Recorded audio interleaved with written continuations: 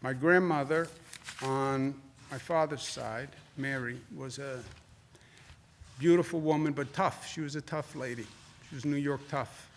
Gone through the Depression, early immigrant, worked hard all her life, and she was a little rough-hewn. She was rough-hewn.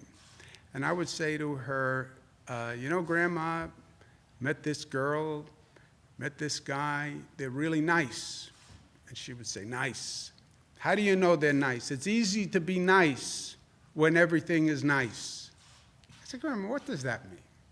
She said, now, you know when you know if they're nice? When things get hard, that's when you know if they're nice. And I never really got it. But her point was, it's easy to be nice and kind and affable when everything is easy. You really get to see people and get to see character when things get hard. And when the pressure is on, is when you really get to see true colors of a person and see what they're made of. It's almost as if the pressure just forces their character, and the weaknesses explode or the strengths explode. And that's what we've gone through. This has been hard. It's put everyone under pressure. And you've really seen what people are made of.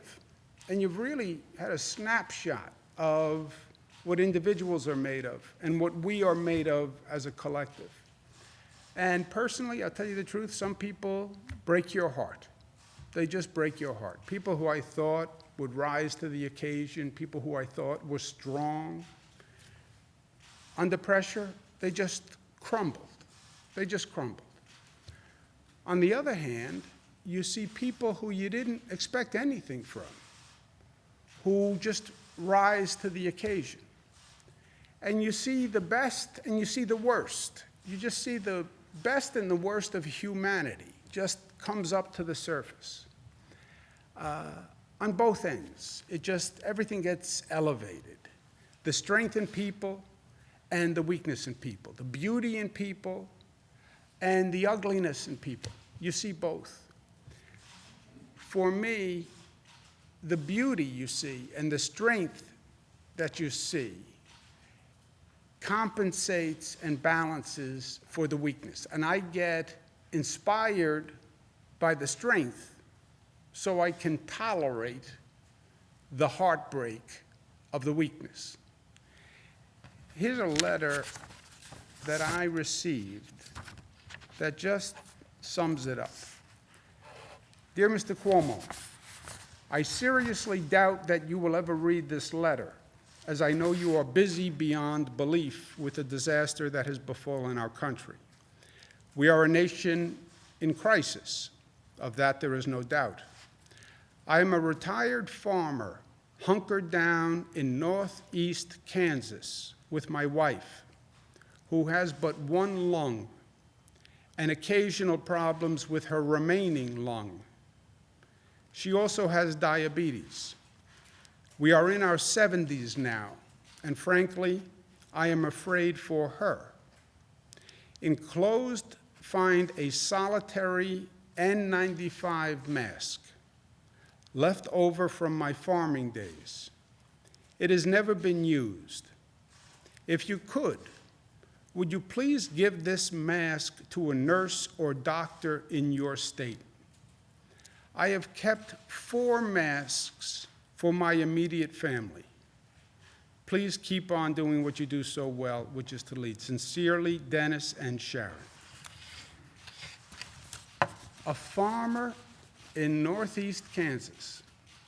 His wife has one lung and diabetes.